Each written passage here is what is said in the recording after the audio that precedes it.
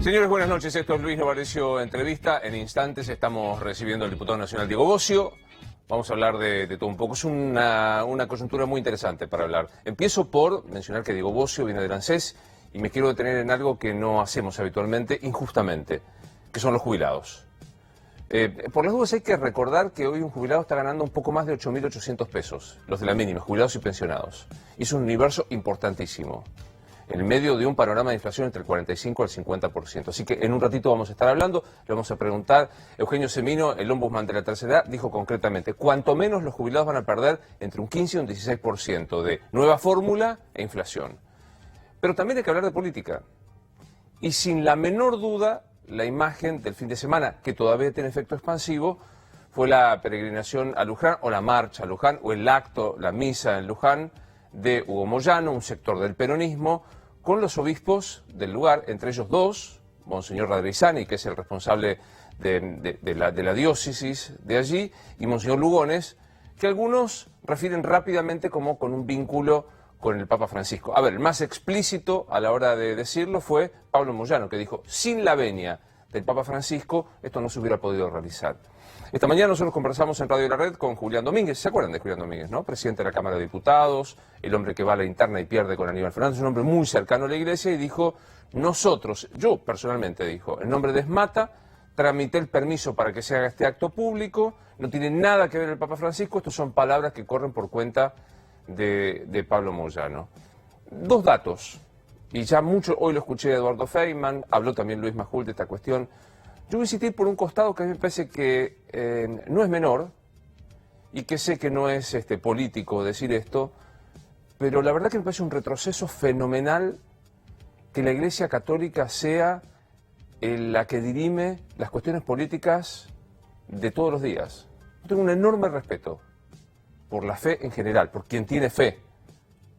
Si me apuras, hasta tengo una cuota de envidia, y te lo digo como agnóstico. Me parece que es importantísimo este vínculo personal. La religión es esto, un vínculo personal de una persona con algo trascendente. Pero es un vínculo personal. No es un vínculo que puede imponerse al resto de la sociedad, por lo menos en las repúblicas laicas. Y la Argentina es una república laica. Lo otro se llama teocracia, es Irán, en donde la ley religiosa se aplica como norma de convivencia en la sociedad civil. Nosotros vivimos en una república laica, y vamos a decir, el artículo 2 de la Constitución dice que la República Argentina sostiene, mira, esto está dirimido hace muchísimo tiempo. Obviamente que hay un respeto por la religión católica, que es una tradición, creo, mayoritaria, no sé. Si se me apura, me atrevería a decir que los cultos evangélicos han avanzado muchísimo. Pero de ninguna manera se puede pensar que la cuestión política, el nuclear a la oposición, tenga que venir de la bendición de la Iglesia. De verdad creo que sería fundamental que de una vez por todas separásemos la cuestión de la sociedad civil de la cuestión de la sociedad religiosa, sin que esto implique un menoscabo. Pero digo, esta misma Iglesia es la que se opone a la educación sexual en las escuelas públicas y en las escuelas privadas. De paso, todas las escuelas son públicas, ¿eh? Todas las escuelas en la República Argentina responden a la educación pública. El Estado cede la gestión a la institución privada, pero no es que una institución privada, como en otros países, puede determinar qué programa se utiliza, qué se estudia, cómo se promociona. Entonces digo, la verdad que me parece un anacronismo fenomenal y es una foto impactante. Hoy me contaban, y esto más allá de la opinión es información, que había, se dejó trascender que el gobierno estaba molesto porque la Iglesia, yo debo decirte que había hasta un espíritu de alegría, porque sumaban el acto de Tucumán con algún rejunte bastante difícil de explicar con esto, y decían, es a esto los que nos tenemos que oponer. El sector católico que responde o que apoya a Mauricio Macri no se siente representado por Monseñor Lugones y Monseñor Radrezani, que intentó sacar un comunicado. Cuando uno aclara y no es específico, la verdad que lo que hace es oscurecer más esta situación. Pero siento de verdad que estamos en un momento como desfasado del tiempo. Cuando buscamos a ver si la Iglesia Católica apoya a Monseñor, que sí, claro que lo apoya. ¿Hay alguna duda que fue un acto político lo que ocurrió en Luján? ¿Alguien tiene la menor duda de que Monseñor Radrezani y Monseñor Lugones y todo hicieron un acto político para mostrar que bendecían al uno de los dos mayores opositores que tiene este país. ¿Quiénes son los dos mayores opositores que tiene este país hoy? O los líderes de la oposición. Cristina Fernández de Kirchner y Hugo Moyano. ¿Alguna duda hay? No me consta, no puedo encontrar el lazo hasta el Papa Francisco, pero tiene cuatro patas, mueve la cola y ladra. En cualquier caso, me parece que de lo que estamos haciendo, me da la impresión que este sector de la dirigencia está jugando más a juntar al poder que a analizar algo muy concreto. 45% de inflación, 30% de pobreza, 26 días sin clases en la provincia de Buenos Aires, sin paritarias. Digo, y podría seguir enunciando, tasas del 70%. Entonces, me parece que de lo que debería la dirigencia es no utilizar una vieja herramienta como es juntar poder. No quiero hacer comparaciones, pero si te gusta la historia sabes en la iglesia argentina lo que ha sucedido con la política argentina, y dedicarnos a los temas centrales, algunos de los cuales voy a analizar ahora con Diego Bossio, a quien ya recibo. ¿Qué haces, Diego? ¿Qué haces, Luis? Un gusto verte. ¿Cómo estás? ¿Bien? Por favor. Bueno, gracias. ¿Todo bien? Muy bien. Bueno, me alegro. ¿Arrancamos? Cuando quieras. ¿Fuiste a Luján? No. ¿Por qué? Nosotros estábamos el sábado trabajando con un grupo de dirigentes que... Otros temas. Estábamos trabajando el tema del presupuesto, estábamos trabajando esos temas que ameritan mucho trabajo, que ameritan mucha discusión. No soy de descalificar a nadie. Con el Papa me quedo con la imagen que he tenido en las reuniones que he tenido con él puntualmente. Un hombre preocupado por la realidad social argentina, preocupado por los jubilados, puntualmente en una reunión que yo tuve con él en el Vaticano, pero con una imagen muy prudente, muy responsable. Me parece que hay que rescatar un poco las palabras de Julián Domínguez y tratar de separar las aguas. Posiblemente al gobierno también le venga bien este tipo de acciones, ¿no? ¿No te parece? Ayer me lo decían, ¿no? Había un sector del gobierno vinculado con los equipos de comunicación que decía, nos conviene. Nos conviene ver esto, nos conviene cruzar a Barrio Nuevo con la nueva dirigencia, nos conviene cruzar a Moyano con los obispos porque es más fácil de jugar a la grieta. ¿Sabe qué pasa, Luis? Si nos quedamos discutiendo permanentemente el pasado, nos quedamos discutiendo los nombres, nos quedamos discutiendo cuestiones que tienen que ver con lo simbólico, no discutimos realmente lo que pasa en la Argentina, nunca vamos a salir, nunca vamos a proponer una alternativa, nunca vamos a proponer un camino distinto. Total. Y entonces yo me quedo con la reflexión de que hay dirigentes que genuinamente quizás fueron, porque la Basílica de Luján tiene que ver mucho con la esperanza, tiene que ver mucho con pedirle a alguien el que cree, a una virgen que tiene que ver mucho con los sentimientos de la Argentina, más que con la dirigencia política. Yo me quedo con eso, porque seguramente hay un reclamo genuino de muchos. Y quizás la forma de expresar ese reclamo es en San Cayetano muchas veces, o es caminando a la Virgen de Luján pidiendo por laburo, por una casa, poniendo la esperanza en algún lugar, en un momento donde la Argentina no tiene esperanza. Sí, después es anecdótico, lo de los dirigentes, yo te diría, cada vez es más anecdótico. Y déjame que ir un poquito más fino, porque pienso en lo que dije y por ahí puede parecer que estoy generalizando sobre la Iglesia Católica. Y hay hay sacerdotes que todos los días ponen el cuerpo para que el Evangelio sea una realidad. Yo tengo una admiración profunda por esa gente, Diego, porque si no, me parece que confundimos un sector de la jerarquía con toda la Iglesia, y hay fieles, hay sacerdotes, hay laicos, que están poniéndole una garra. Con una postura absolutamente cristiana, total, encontrando en el otro y poniéndose en el zapato en el otro. Viendo cómo, haciendo visible lo invisible. Total. Yo recuerdo una discusión con el padre Pepe, en donde fuimos ahí a la Cárcova, y él me decía la diferencia que hay entre las villas de la Ciudad de Buenos Aires y las villas de la provincia. Las de la Ciudad de Buenos Aires son visibles para todos, para la sociedad, para el vecino, con lo cual vos sos sacerdote de esa villa, salís a pedir que te ayuden, y enseguida están todas las damas de todo el mundo ayudando. Las de la provincia de Buenos Aires pasan a ser de una invisibilidad enorme. Y Luis, 1.100 villas en la provincia de Buenos Aires, 1.800.000 en el conurbano, solo en el conurbano. Más de 1.000 basureros clandestinos vinculados muchas veces a las villas. Entonces, yo creo que lo de los dirigentes es absolutamente anecdótico, algún oportunismo de uno, alguna declaración de otro. Me quedo con lo que dijo Julián, me parece que hay que ir a lo formal. Que el Papa, que además de ser argentino, esté preocupado por la situación argentina, es razonable. Es razonable porque hay un momento de preocupación. Lo que creo que hay que dividir las aguas, claramente. Una cosa es la política, otra cosa es los reclamos genuinos de un sector político o de muchos sectores de la sociedad argentina que posiblemente ponen la esperanza en Luján, o ponen la esperanza en San Cayetano, o ponen la esperanza en, che, que esto cambie porque no llego a fin de mes, porque me cuesta. Haceme un GPS, viste que los gorilas somos complicados para entender, para entender el peronismo. No. Pero digo, son los no peronistas, yo me digo gorila para, que me parece un término horrible, pero digo, para terminar y para que sigamos hablando. Pero digo, para los no peronistas, entender al peronismo es difícil. ¿Dónde estás hoy? ¿En qué lugar? Nosotros estamos concentrados y poniendo todo el esfuerzo en que la Argentina tenga una alternativa. Vos fíjate que el gobierno nos dice hay un solo camino. En lo económico, en lo político, en lo social, no queda otra. Hay que ir al FMI, hay que ordenar las cuentas, hay que hacer un esfuerzo. Y nosotros no queremos que sea así. Nosotros estamos convencidos que la Argentina tiene muchos caminos, pero además no tiene muchos caminos, tiene otra lógica de poder resolver las cosas, tanto desde el punto de vista económico, desde el punto de vista de la producción, desde el punto de vista de cómo hacemos para exportar más, generar dólares genuinos, cómo hacemos para tener una política monetaria distinta, no esta de 73% de tasa.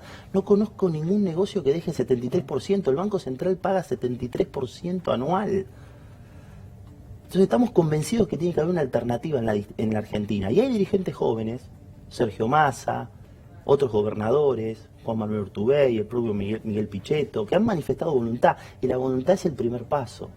Y ahí estamos trabajando, con mucha generosidad, y te diría mucho más hablando del futuro que del pasado. Si nos detenemos hablando en el pasado, yo creo que lo único que hacemos es hacerle el juego a Macri, que lo único que tiene para decir es hablarnos del pasado. Y está bien, el pasado lo podemos interpretar con una mirada reflexiva, amplia, profunda, pero yo prefiero mirar el futuro porque nadie discute los 26 días de falta de clases en la provincia de Buenos Aires. El otro día el gobernador de Tucumán me decía que no tuvo en 3 años un solo día de clases. Impactante. O sea, hay 26 días de clase, ahora creo que 198 escuelas cerradas y no pasa...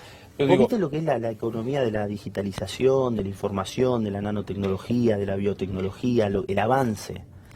Lo que hay entre miles de años atrás del hombre y hoy es conocimiento. Y ese conocimiento se aceleró. Y el conocimiento es la educación. Es la posibilidad de que los chicos discernen, es la posibilidad de que los chicos estudien, tengan inquietudes. Si nosotros no tenemos clases, retrocedemos. Sí, total. No hay manera de explicar eso. Debería ser prioridad número 1, como el tema de la pobreza, escandalizante. Después discutimos el resto. Pero lo primero es esa crisis social que vive la Argentina, ¿no? O sea, estás en el espacio de Sergio Massa. Con Sergio tengo una profunda relación desde que él era director de ANSES, cuando fue jefe de gabinete. Aún él estando en la oposición yo tenía un diálogo permanente porque siempre creí en el diálogo. Era cotidiano el diálogo, y bueno, yo creo que es uno de los grandes dirigentes que tiene la Argentina, joven. Sergio, también hay otros dirigentes, porque la discusión es con quién estás, es discutir nombres también, y la verdad que quedamos en una mezquindad o en una cuestión muy chiquita. Yo creo que lo que hay que discutir es cómo resolvemos la crisis social, económica y política que vive la Argentina. Yo comparto que es verdad que nosotros aparte tendemos a buscar el título del nombre, pero también es obvio, digamos. Solitador, decís. Sí, ¿es con Cristina o sin Cristina ese espacio? Ese espacio es buscar una alternativa con la mayor cantidad de dirigentes de la oposición que entiendan que la Argentina tiene un camino distinto, con prácticas políticas absolutamente distintas. El diálogo como un eje central. Pensemos un poquito en el futuro. ¿Vos crees que va a haber fuerzas que van a sacar más del 50% de la Argentina, fuerza política? Difícil, altamente difícil. Altamente difícil. Es muy probable que el próximo presidente incluso sea por balotaje. Sin duda. Bueno, el acuerdo, el diálogo y la fortaleza institucional para generar acuerdos de largo plazo, ¿no crees que es un valor? Sin la menor duda. Para eso hay que dialogar. Mucho. Dialogar es más fácil siempre entre los que nos pensamos iguales, re cómodo. Entre los que pensamos iguales, muy cómodo. La clave está dialogar entre los que pensamos distintos. Y si yo a veces hablo con Macri, ¿por qué no voy a hablar con otros dirigentes políticos? Pero, ¿sabes entonces yo creo que esto de poner límites, que a veces uno en el fragor de la pelea, de la lucha, no es bueno ni para un lado ni para el otro. Tenemos que empezar a romper esa grieta. Encuentro una contradicción en el objeto. Diálogo y Cristina me resulta como un antinomio. Bueno, claramente el diálogo tiene que ser de ambas partes. Pero vos fíjate, teníamos un gobierno que venía a dialogar y lo que hace son diálogos puntuales. No, tal cual. Tuvo la oportunidad de armar un gabinete de coalición, tuvo la oportunidad de armar un gabinete teniendo en cuenta la lógica del Congreso, nos convocan cada tanto. Entonces tampoco el diálogo sirve, no, cuando me conviene diálogo y cuando no me doy vuelta y digo sos la misma de los últimos 70 años.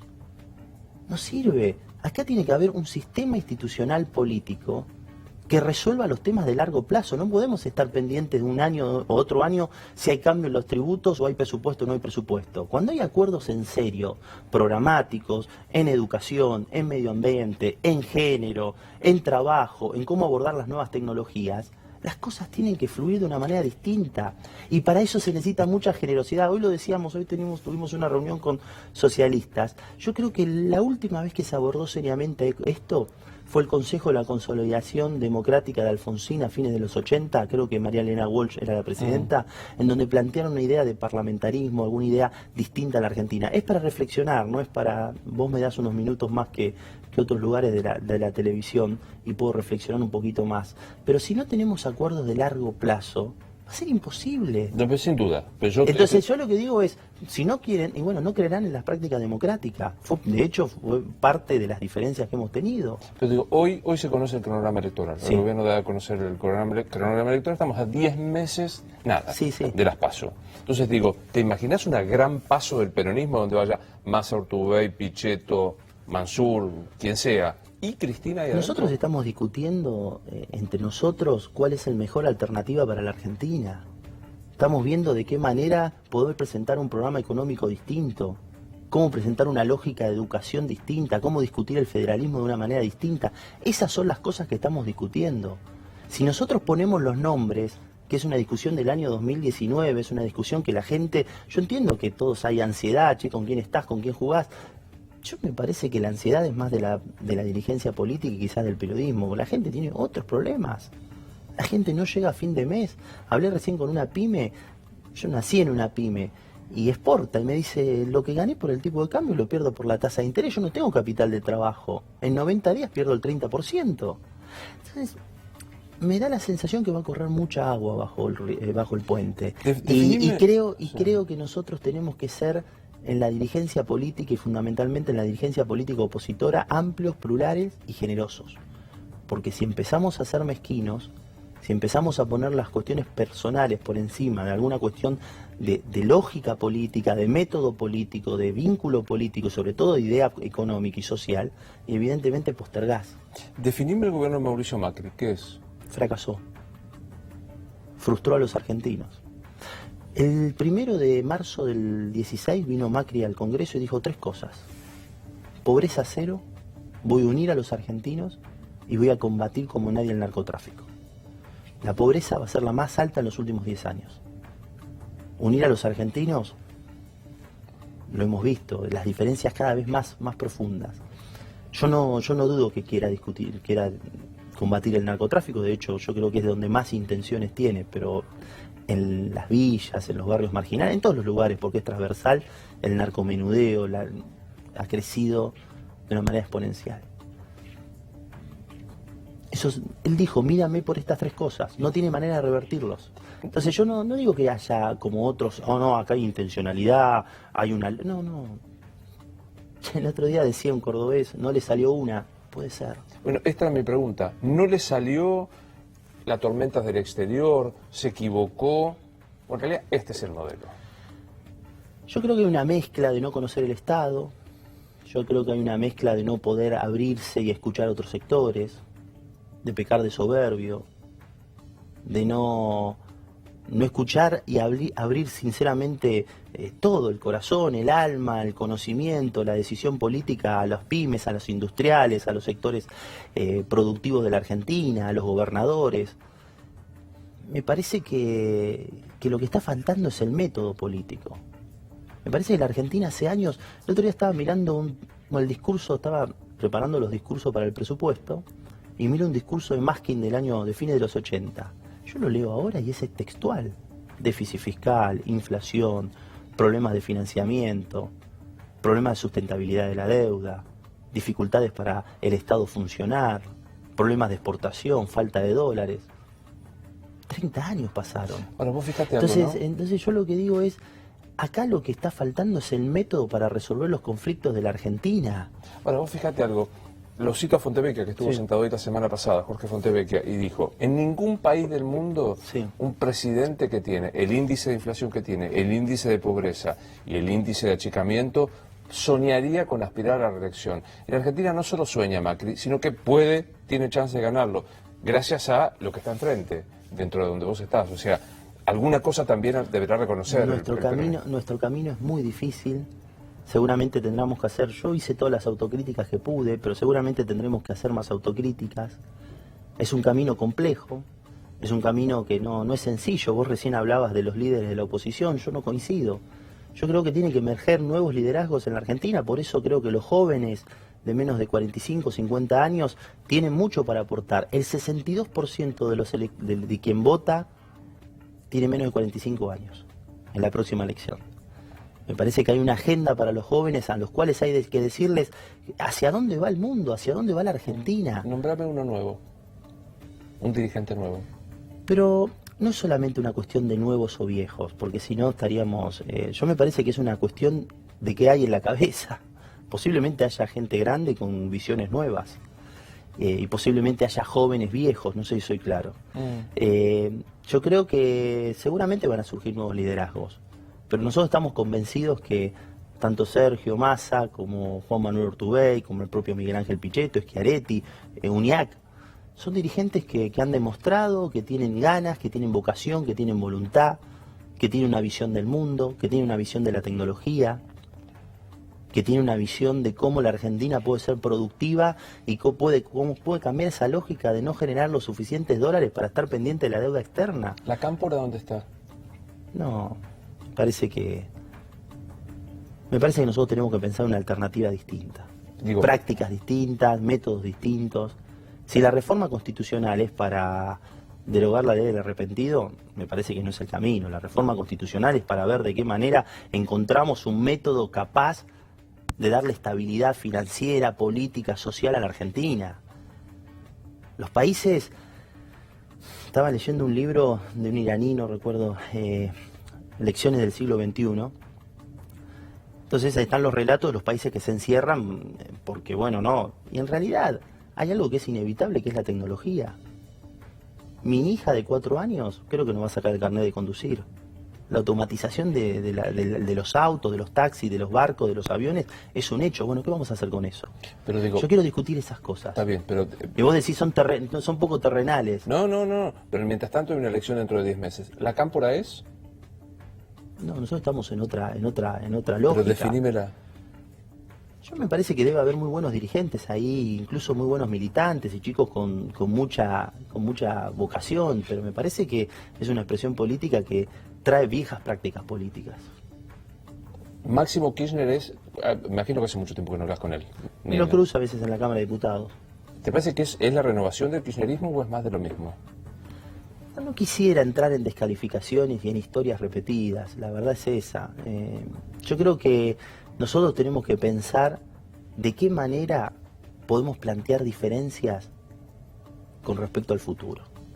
Y ahí posiblemente haya cuestiones en las cuales coincidimos y cuestiones en las que vamos a tener diferencias enormes, con el oficialismo, con Macri, con otros dirigentes del oficialismo e incluso con dirigentes de la oposición. Y en ese sentido creo que lo importante es ver de qué manera uno puede encarar una lógica política distinta a la que hoy conduce la Argentina y la que condujo el pasado. Yo siempre digo que hay como un efecto Olivos. Se encierran. Olivos. Sí, se encierran. Yo no sé si es el silencio de Olivos, no sé si tuviste la oportunidad de estar alguna vez, pero afuera pasan un montón de cosas y adentro hay un silencio total. ¿Sentís que este presidente padece el efecto Olivos como padeció Cristina, Néstor o quien fuera? Sí. Sí, claramente. Podría ser mucho más abierto, podría escuchar otros sectores, podría tener una amplitud en su lógica. Yo me acuerdo que a Cristina la criticaban por no dar conferencias. Yo hace mucho que no escucho conferencias reales, serias, sinceras, que vayan a fondo. Hablemos un poco de los jubilados que conoces. ¿Compartís este diagnóstico de que cuanto menos va a ser un 15% de pérdida de la jubilación? es la jubilación más baja en dólares de los últimos 10 años. Y pasó a ser de las más altas en América Latina, la mínima estoy hablando, ¿no? A ser de las más bajas. Los jubilados, hay 6,5 millones de jubilados. La universalización de las jubilaciones creo que fue una política acertada. Yo siempre pregunto qué harían todos esos trabajadores que se jubilaron a los 65 años si no tuvieran al menos la presencia del Estado. Entiendo que el gobierno continuó con esas políticas, me parece que ahí sí hay un punto, una política de Estado, por lo menos en materia de universalización. Lo que está claro es que tenemos que dar un debate profundo de cómo mejoramos las jubilaciones. Y ahí se mezcla con la estructura productiva, porque sin producción, sin trabajo, sin productividad, sin más asalariados, no vamos a poder dar vuelta a esta ecuación. 1 de cada 3 trabajadores en la Argentina no aportan ni contribuyen. Eso no es un desbalance, vos tenés universalidad de jubilaciones y tenés el 40% que no aporta y no contribuye. Un achaque que siempre hace el gobierno que no comparto, pero porque creo que no es que no se aportó porque no se quería. Cualquiera que vivió en la Argentina y sabe lo que pasó en los 90. 25% de desempleo. Claro, digo, el gobierno dice, le regalaron la jubilación a los que no aportaron. Digo, gestión del kirchnerismo que vos integraste. Claramente dicen, jubilados truchos porque no aportaron. ¿Y el que hizo una moratoria? ¿El que entró en el blanqueo? Porque la moratoria para entrar, no es que no pagó, entró una moratoria. ¿Sabés cuánto es en promedio la cantidad de años que tenía un jubilado que entró al sistema de moratoria? En promedio, algunos 0, otros 28 años. En promedio 8 años. O sea, habían tenido 8 años de aportes. Claro, habían tenido trabajo, después vino el desempleo, vino la subocupación, trabajaban informalmente, la precarización laboral. Cuando llegó el momento de jubilarse, los 30 años no estaban. Ahora bien, es tan trucho ese jubilado como el que blanqueó miles y miles y decenas de dólares. Entonces, ¿por qué esa dobla? Es menos trucho el jubilado. Absolutamente.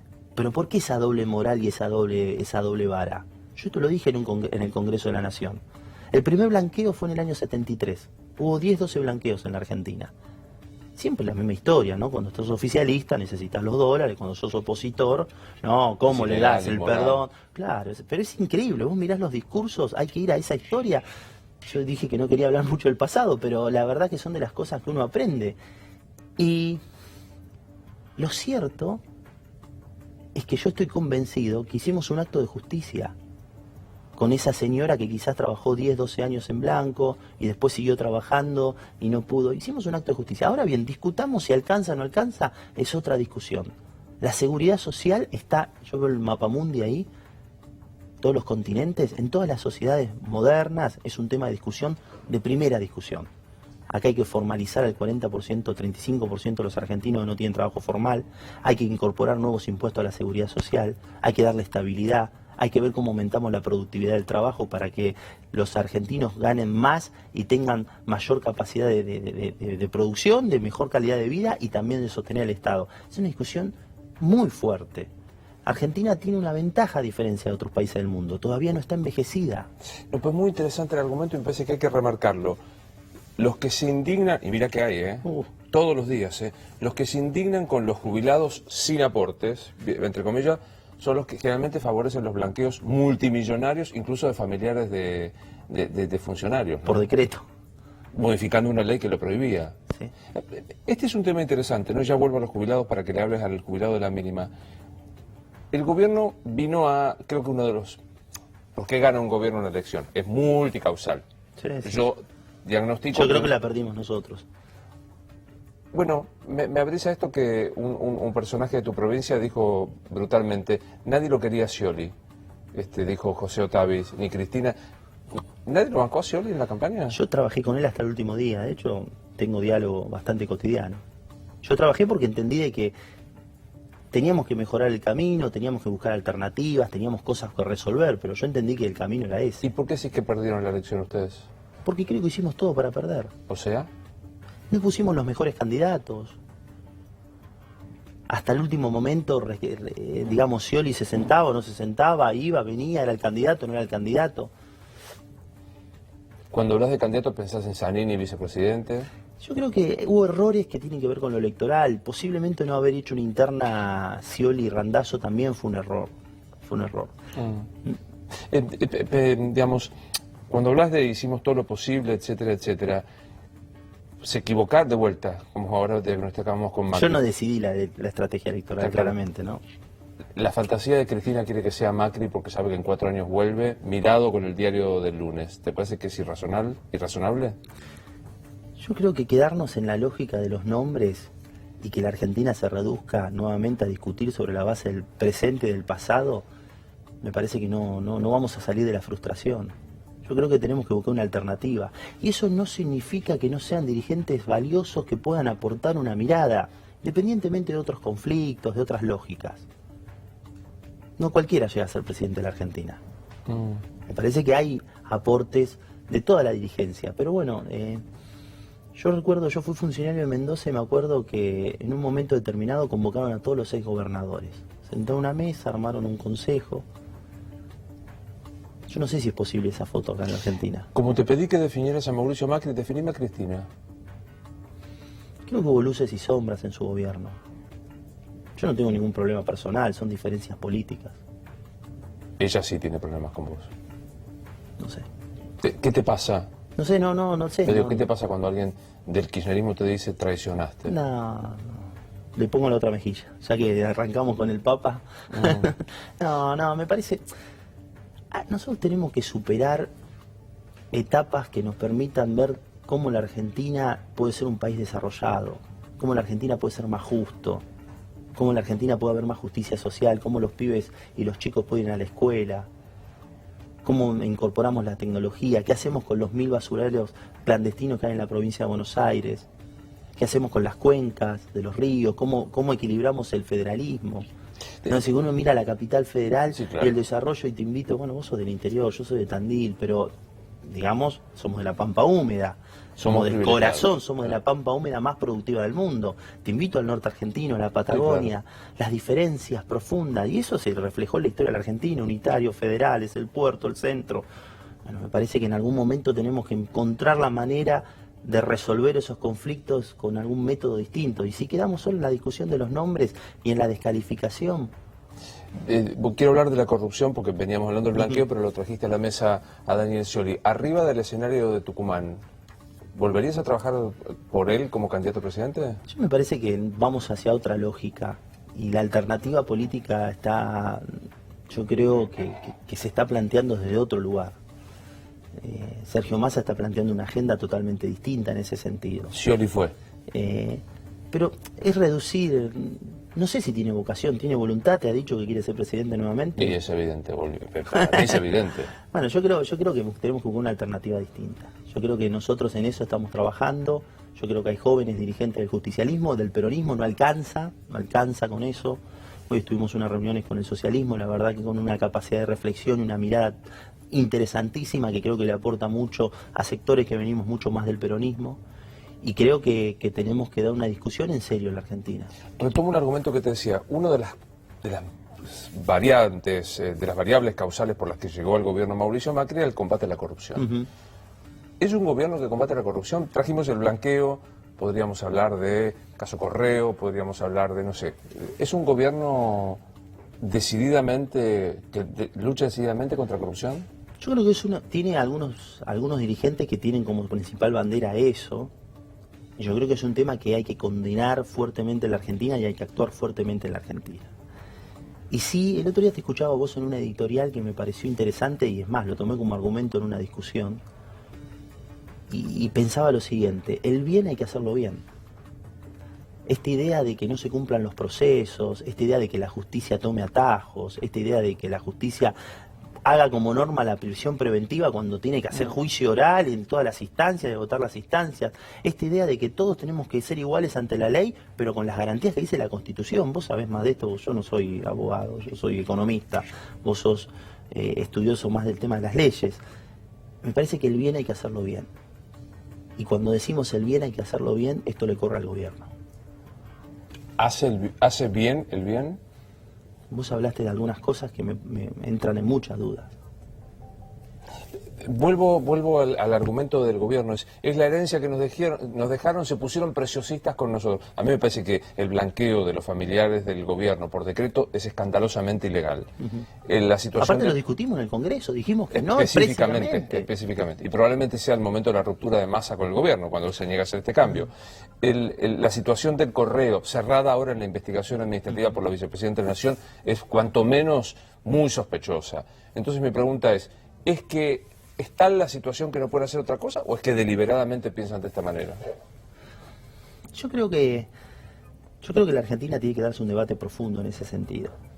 Y que hoy hablaban el socialismo, sobre todo, que tiene una impronta muy fuerte en esa lógica, que tenemos que ser firmes, no solo en la lógica de cómo funciona la justicia, sino firmes en cómo funciona el Estado. Y a mí me parece que todos los argentinos tenemos que dar un debate profundo. Se avanzó mucho, creo que hay normas que han sido positivas, otras que son institutos que por lo menos tenemos que discutirlo con algo más de profundidad, y creo que el Estado tiene que funcionar bien. Es tan injusto y tan violento cuando un jubilado que gana 6.000, 8.000, 9.000 pesos le venga una factura de 6.000 pesos como los hechos que vos destacabas. Es tan injusto, me lo decía el otro día un jubilado en una reunión. La violencia, la injusticia, ¿qué hago? Nunca no pagué el gas, me decía. Sí, en un concepto donde pagar los impuestos era como una norma de vida esencial. Mirá si me lo cortan. Ya que sos economista, ¿ya está? ¿Lo peor ya pasó? Digamos, o hay riesgo de ponernos nada de sombrero? Yo creo que el ajuste fiscal, es decir, el aumento de impuestos, más el ajuste del gasto, es decir, la reducción del gasto, más la política monetaria muy restrictiva, va a ser muy difícil que la Argentina no tenga 6-7 trimestres de recesión. 6-7 trimestres. Sí. Estamos hablando de año y medio, cuanto menos. Sí, porque no van a poder ajustar. Definir la recesión para el que te está viendo. Cae la actividad económica, desempleo, subocupación, precarización, la gente que pasa de tener un laburo a manejar un remis, un Uber. O sea, tenemos... Falta le cuesta pagar las tarifas, aumenta el colegio y no te aumenta el salario, el comerciante vende menos. El que produce, algunos sectores exportadores van a tener alguna dinámica porque el tipo de cambio ha crecido, pero no compensa. Hay tres factores: la reducción del gasto o la ampliación de los impuestos, que es exactamente lo mismo; la restricción monetaria, que se ve básicamente en el termómetro de la tasa de interés, pero se pueden ver en otros termómetros, Mora y demás. Eso contrae y expande las exportaciones, pero el mundo no está diciendo vengan los argentinos, véndanme que yo les compro. No, el mundo se está cerrando. Ahora digo, 6 trimestres de recesión es insostenible socialmente. Yo creo que también hay una lógica social distinta y tenemos que ver mucho, humildemente lo digo, lo que pasó en el gobierno anterior y concretamente Massa y mi paso por ANSES. 6 millones de jubilados. Vos apretás un botón en ANSES, hay un edificio en la calle Piedras, 500 trabajadores, todos informáticos, ahí está el corazón del ANSES. Ahí está la base de datos, toda tu vida laboral, dónde fuiste, quién aportó, quién trabajó, y toda tu vida jubilatoria, quiénes son tus padres, quién es tu familia, está toda la base, toda la información del Estado. Vos apretás un botón y llegás a 16, 17 millones de argentinos que tienen una cuenta. Solamente 100.000 cobran por el correo argentino porque están en zonas desfavorables. El resto tiene una tarjeta. Esto no pasaba en otras épocas. Entonces, yo lo social, no digo que no va a ser difícil, va a ser conflictivo, va a ser complejo, pero me parece que no hay riesgo como había en otra etapa en la Argentina. ¿Vas a votar el presupuesto este? A libro cerrado no. Es un presupuesto que no le resuelve nada a las pymes, nada a la educación. Es un presupuesto que ojalá el gobierno escuche profundamente cómo dar un debate distinto. No lo veo al gobierno, más allá de algunos cambios puntuales que naturalmente puede hacer y concesiones, no lo veo al gobierno reconociendo que tiene que haber un modelo económico alternativo. Es cierto esto que vos planteabas, yo lo digo todo el tiempo, cuando vos decís este es el único camino, es casi un acto de fe, digamos, una actitud muy autoritaria. Siempre hay otros caminos, pero el gobierno dice, ¿es esto o nos quitan la gobernabilidad? No, en absoluto. Argentina tiene que tener un camino distinto, un camino que apuesta a la producción. Estaba el otro día en una fábrica en Entre Ríos de jugos. Y me dice, che, los funcionarios se preocupan más por el reporte de Wall Street que por lo que pasa en mi fábrica, de cómo agarro la naranja, de cómo la exprimo y cómo llego a los mercados, incluso exporta. Entonces tiene que haber otro camino en la Argentina. Esa construcción del camino no es solamente de la dirigencia política. Creer que los problemas en la Argentina los resuelve una persona al Mesías es un error. Ya pasamos por eso. Creer que los dirigentes políticos son distintos a la sociedad, que nacen de un repollo, también es un error. Y creer que no se puede involucrar a la sociedad en los cambios profundos, y cuando hablo de la sociedad hablo no solamente de los dirigentes representativos, sino toda la sociedad en un cambio profundo, también es un error. Yo creo que hay que involucrar a todos. No es una hipótesis, yo ya sé que me vas a tirar, no quiero nombres, no voy a hacer esto, pero digo, no es una hipótesis imposible un balotaje entre Macri y Cristina. ¿Quién votás? No, nosotros vamos a buscar una alternativa distinta. Te doy esa opción. No, ¿cuánto falta para las elecciones? 10 meses. No, 10 meses no. para las internas. Estoy convencido que la Argentina va a tener una alternativa absolutamente distinta.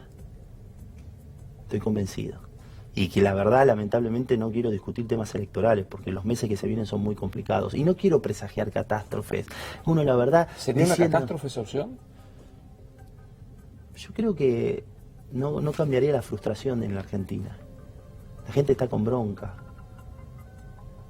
Y me da la sensación que nosotros tenemos que pensar que Argentina tiene un futuro distinto. Yo quiero tratar de salir de esa lógica. Y me parece que los dirigentes políticos tienen que ser generosos. Después, si es eso, bueno, son las normas de la democracia. Y hoy, 22 de octubre, ¿qué te pasa frente a esa posibilidad? Hoy no tengo que votar. No. Mañana tenemos que discutir el presupuesto. Hagamos... No, pero son hipótesis que no... Uno trabaja justamente en la política no solamente para hacer análisis. El análisis lidera, ¿no? Pero yo no soy analista político, yo soy un dirigente político. Y como soy un dirigente político, lo que pretendo es, con mi expresión, con mis ideas, con mi voto en el Congreso, con lo que hablamos con el resto de los compañeros, con Sergio Massa, con Urtubey, con Pichetto, con Randazzo, con Mansur, con UNIAC, tratar de ver cómo encaminamos en la Argentina en una lógica distinta. Definime a Marcos Peña.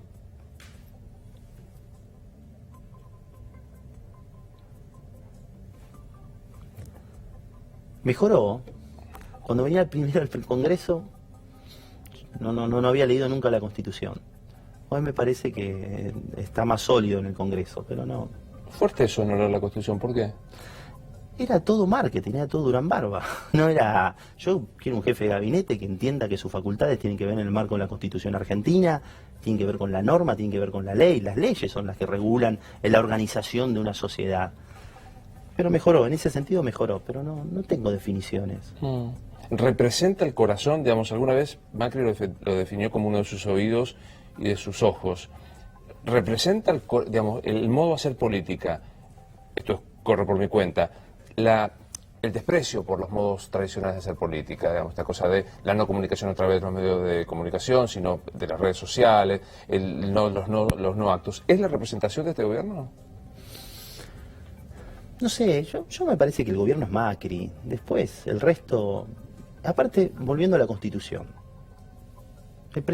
Hay tres poderes. Poder judicial, la Corte, las diferentes cámaras, primera instancia.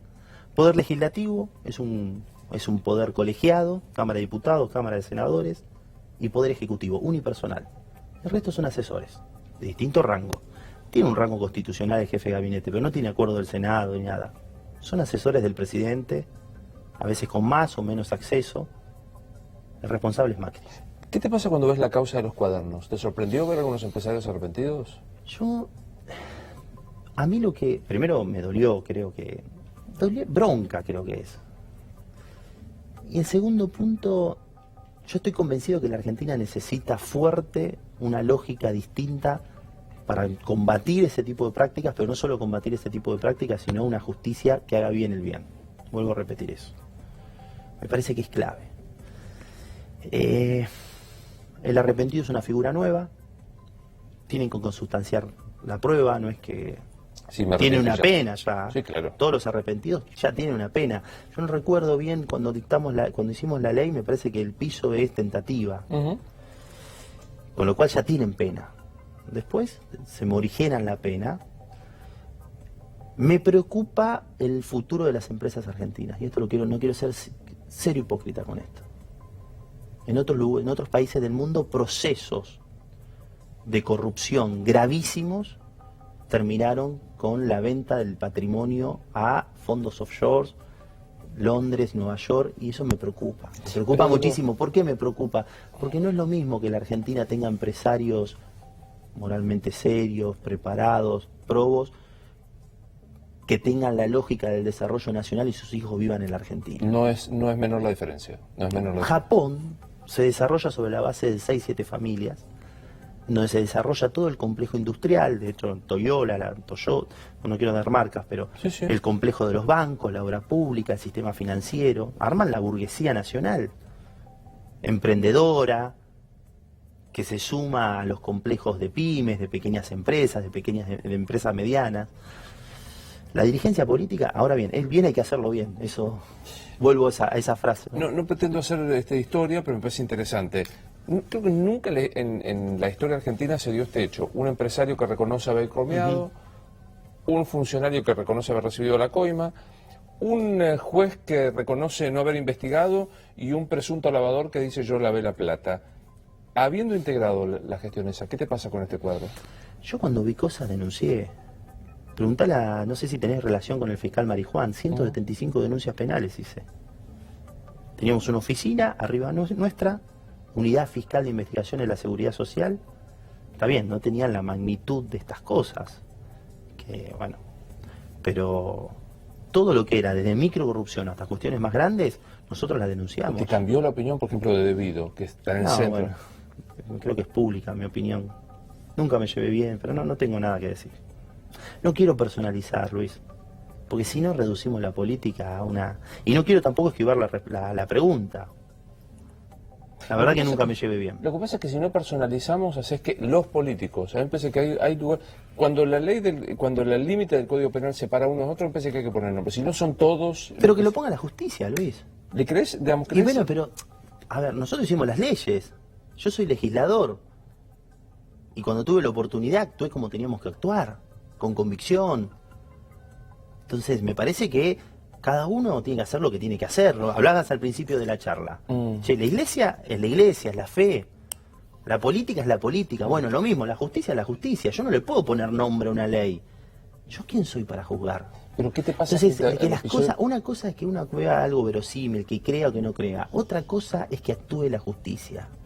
Y la justicia tiene que actuar bien, conforme a todas las cuestiones constitucionales. Y esto no es resguardar a nadie, es porque el bien hay que hacerlo bien. Yo te escuchaba... ¿viste? Esto de supervivencia, sí, aparte. Pero aparte, si no... Sí, si no es otra cosa, si no es estado de... Porque además, el otro día estaba en una discusión con unos chicos de la escuela secundaria, que el abuso, la discrecionalidad, te puede pasar a vos.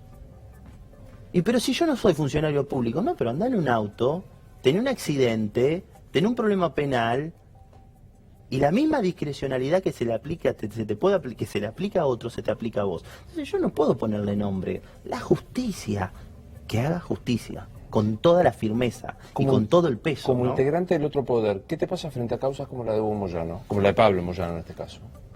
No la conozco, la verdad que te soy sincero, no he tenido varios encuentros con Pablo Moyano en el marco de la discusión de ganancias hace 2 o 3 años.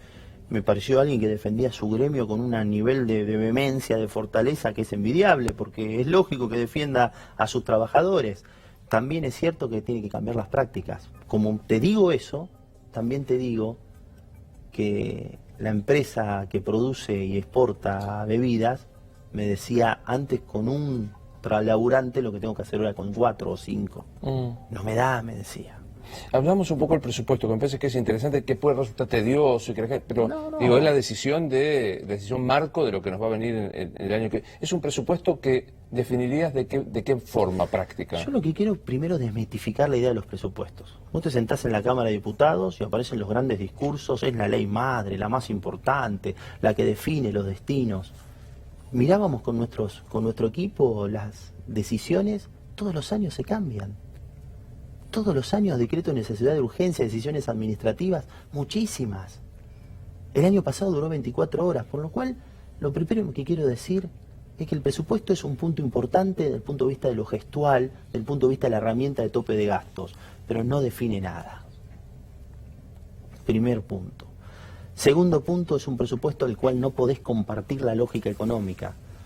Marco Lavagna, que es muy riguroso y demás, y es un compañero que trabaja conmigo en la comisión, deflactó la palabra, sacó el valor crecimiento real de las partidas, en términos de la inflación que espera el presupuesto.